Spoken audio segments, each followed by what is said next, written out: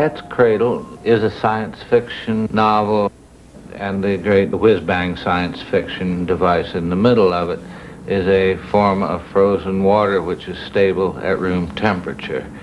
And if this sort of substance ever got loose on the earth, it would teach all water how to freeze in that way. In this time, the most precious...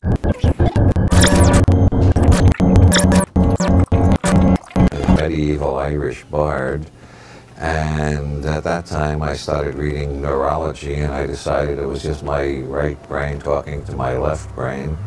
And then I went to Ireland and I found out it was actually a 6-foot-tall white rabbit. They call it the puka, and the Irish know all about it. So it depends on who I'm talking to, which of these metaphors I use to explain where these weird patterns come from that jump out of the books and take hold of the readers and change their lives. It's not me, it's a 6-foot-tall white rabbit from County Kerry.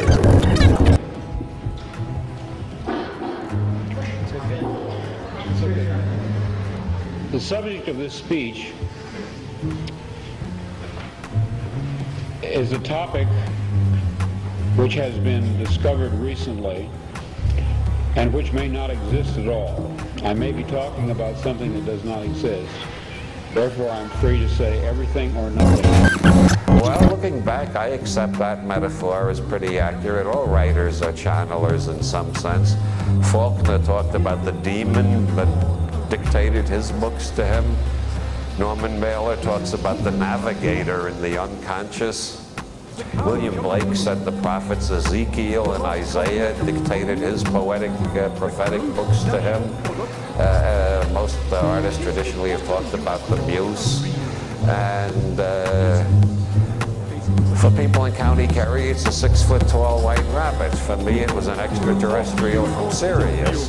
There are different metaphors for the experience. At no time did I have a theoretical or conscious explanation for my preoccupation with these pluriform pseudo-worlds. But now I think I understand. What I was sensing was a manifold of partially actualized realities, lying tangent to what evidently is the most actualized one, the one which the majority of us, like consensus Philip K. Dick and I have a series of rather similar experiences, and out of his experiences he constructed v.a.l.i.s, which looks like a science fiction story most of the way, and then abruptly at the end you suddenly find out maybe it's not a science fiction story, maybe it's an account of Philip K. Dick going crazy, or maybe it's an account of Philip K. Dick being contacted by extraterrestrials. Well, the comic book has pretty much the same structure to it. Why would Anton Wilson being contacted by extraterrestrials? No, it's Robert Anton Wilson going crazy. No, it's just Robert Anton Wilson experimenting with alternative reality. It's just my right brain talking to my left brain. And In other words, it's a common theme in my writing that a dark-haired girl shows up at the door of the protagonist and tells him that his world is the national product.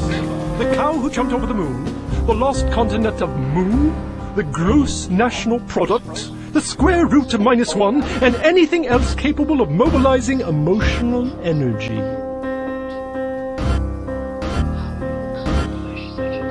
And so, in a sense, Eris and the other Olympians were, and are, real.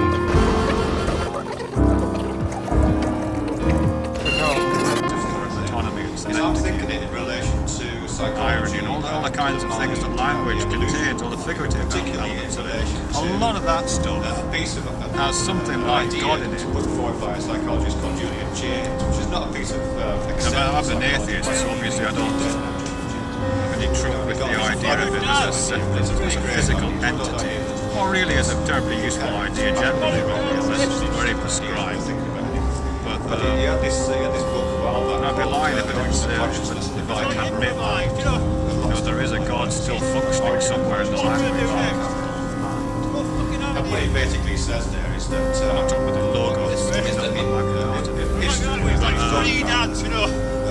recorded history of the time before the things we say, I think of God